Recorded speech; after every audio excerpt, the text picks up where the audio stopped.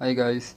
Well, I'm going to answer to the question of how do theories of second language acquisition inform and describe my learning process of English. And there are some aspects that I want to take into account, which are first the approach that I think is the one I used to learn, the external and internal factors, the critical period. The question is, do I acquire or learn the language, and the motivation.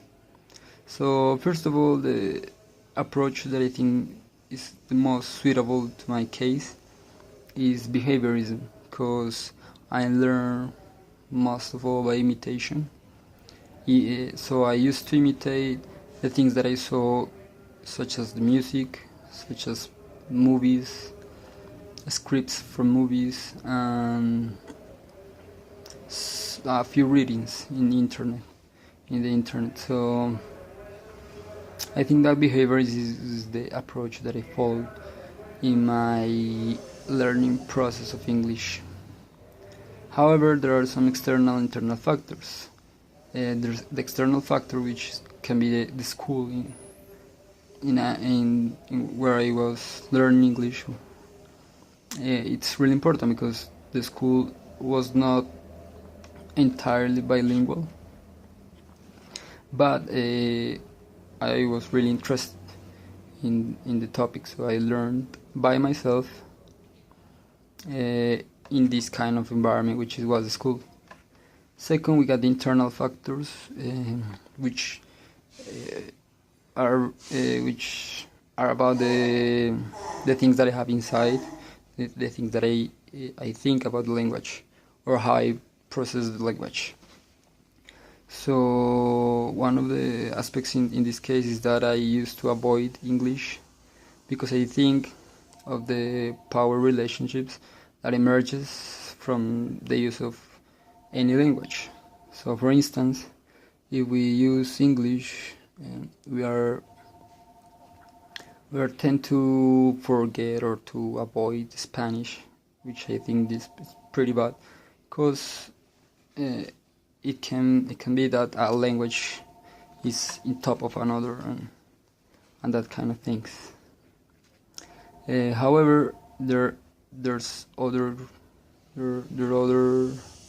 important thing, which is the critical period hypothesis, which is really important in my case, because in this period, which is in the childhood and when we are teenagers, was really poor, let's say, because I was not, as I said, in a entirely bilingual school, so I needed to approach the language by myself, which was really hard, but I did it.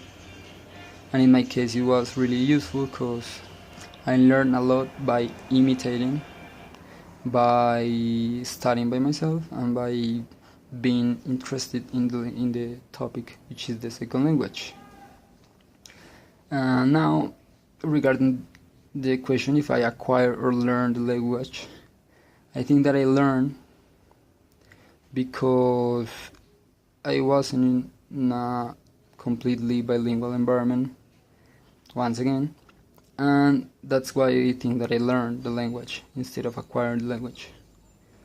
And finally, we got the motivation, which is really important, and one of the authors of the theories of SLA, as Espada, says that learners' needs are important, and most of the schools don't take into account the learners' needs because they are following a syllabus or a specific structure which doesn't allow the student to express their needs, and teachers don't take it into account.